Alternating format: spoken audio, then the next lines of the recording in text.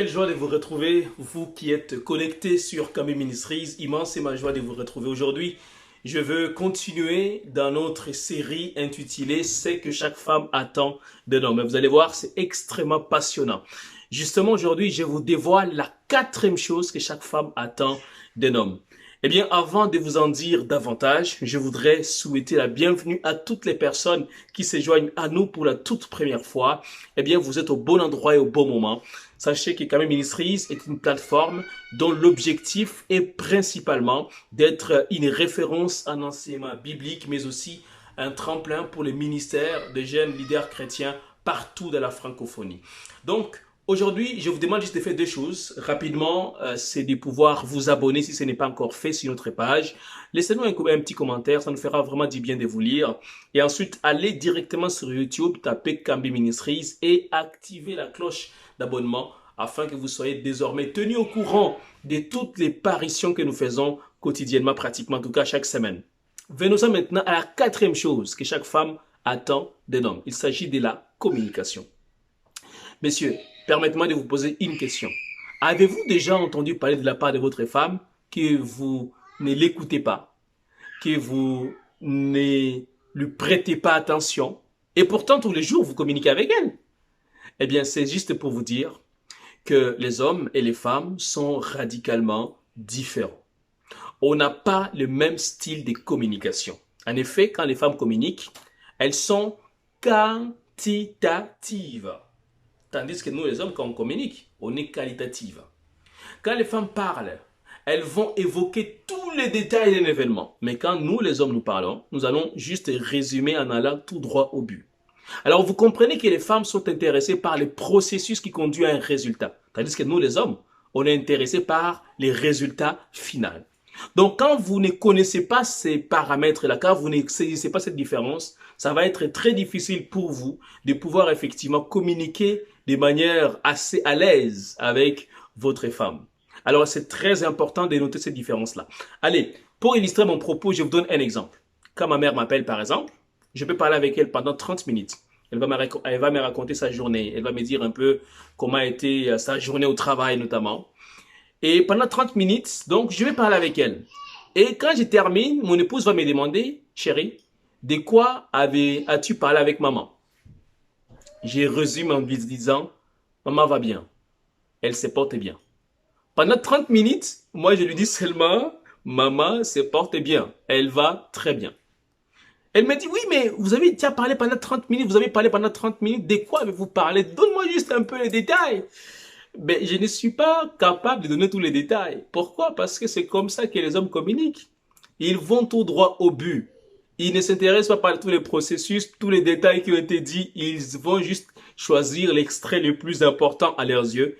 Et c'est ça qui va être pour eux une synthèse. Tandis que quand les femmes, justement, communiquent, quand ma mère appelle ma femme pour parler, eh bien, pendant 30 minutes, elles vont parler ensemble. Et quand je vais lui demander, chérie, de quoi avez-vous parlé? Eh bien, j'aurai droit à 10 minutes de résumé. Elle va m'évoquer tous les détails de la conversation.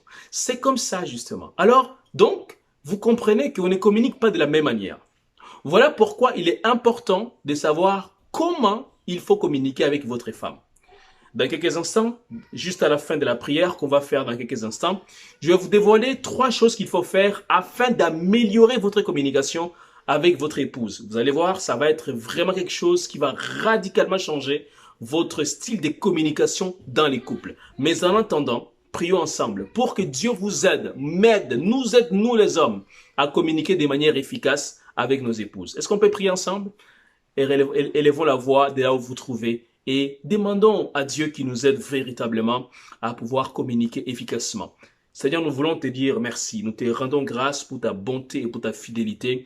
Seigneur, je prie que tu aides mon frère, moi-même, à communiquer de manière efficace avec nos épouses et que ainsi ça puisse améliorer notre vie de couple. Nous te bénissons, nous te rendons grâce de ce que par le Saint-Esprit, tu rends cela possible. Au nom de Jésus, nous avons ainsi prié. Amen.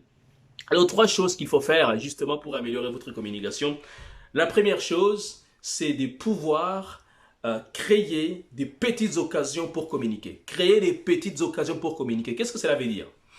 Cela veut dire qu'il ne faut pas juste attendre que votre épouse soit de retour le soir pour ensuite prendre quelques miettes de communication. Non, il faut créer tout au long de la journée des petits moments où il faut communiquer avec elle.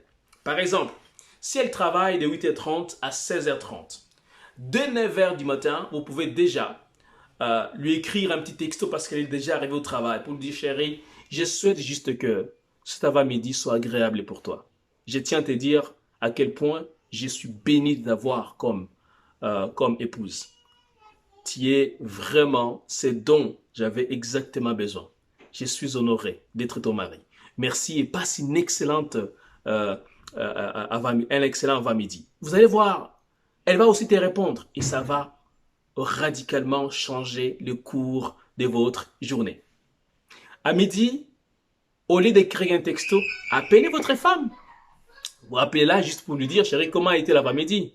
Comment as-tu passé ton avant-midi? Est-ce qu'il y a eu quelque chose de spécial dont tu voudrais me parler? Écoutez, je voulais juste entendre ta voix, juste te souhaiter un excellent bon appétit et te dire que je suis amoureux de toi. C'est bon, chérie? Alors, on se voit très bientôt. Voilà. À 15h, tu lui écris un petit texto. Chérie, je sais qu'il est 15h, ça doit être difficile, peut-être que tu commences à te sentir fatigué au travail. Eh bien, sache que dans 2h30, on va être ensemble. Ou dans 1h30, on va être ensemble. J'ai hâte de te revoir. Alors, on se dit à très bientôt. Quand elle sera de retour à la maison, sois les premiers à aller accueillir votre femme. Il ne faut pas que ce soit les enfants qui courent les premiers d'aller dire bonjour à votre femme. Non, c'est vous qui devez être les premiers à aller recevoir votre femme avec un gros bisou. Et vous la embrassez dans votre bras, vous la tenez dans votre bras.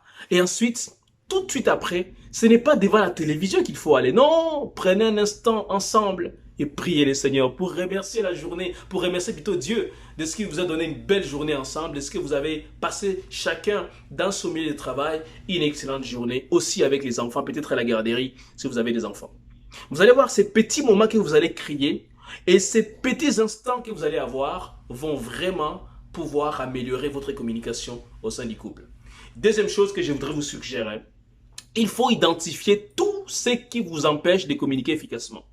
Notamment la télévision, les téléphones. Vous savez, il faut vraiment instaurer des habitudes qui vont faire que, au-delà d'une certaine heure, par exemple, les téléphones doivent être éteints ou laissés au salon et vous êtes dans la chambre. Pourquoi?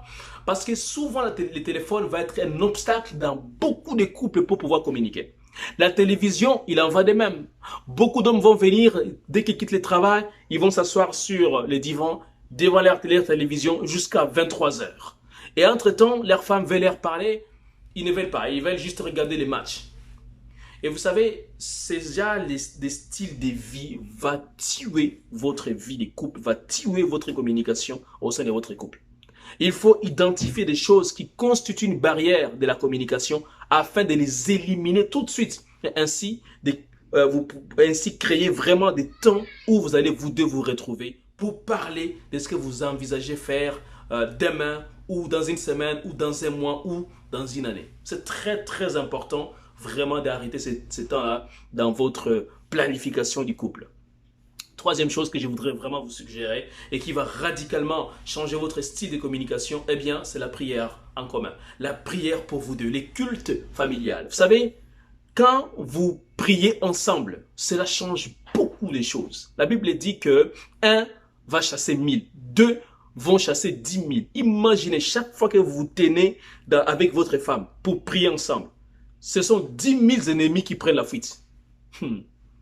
Alors quand vous réalisez la puissance de la prière en commun, ça va changer beaucoup de choses. Et la prière, quand vous la faites ensemble, va créer une synergie, va créer une union entre vous deux. Et ça va vous permettre vraiment de pouvoir communiquer de la meilleure manière. Il n'y a pas une meilleure manière de communiquer que la prière. La prière faite ensemble, d'un commun accord. Alors j'espère que ces trois choses vont vraiment vous aider. La volonté de Dieu, c'est de vous voir communiquer le plus souvent possible. Et votre femme en a désespérément besoin. Prochainement, je vous dévoile la troisième chose que chaque femme attend de son mari. Ça va vraiment vous étonner, mais vous bénir à un niveau que jusque-là, vous n'avez encore jamais atteint. Ça va être époustouflant. Alors, si vous n'êtes pas chrétien, écoutez-moi très bien. Pourquoi vous attendez longtemps pour venir à Jésus? N'attendez pas si longtemps pour donner votre vie à Jésus, pour venir à Jésus. Non, venez dès aujourd'hui à Jésus et ensuite attendez et voir ce qu'il va faire dans votre vie. Il va changer radicalement votre vie. Il va vous donner un nouveau sens. Il va donner à votre vie une nouvelle orientation. Qu'est-ce que vous pouvez faire à ce sujet pour devenir chrétien? Eh bien, tout simplement, et reconnaître que vous êtes pécheur.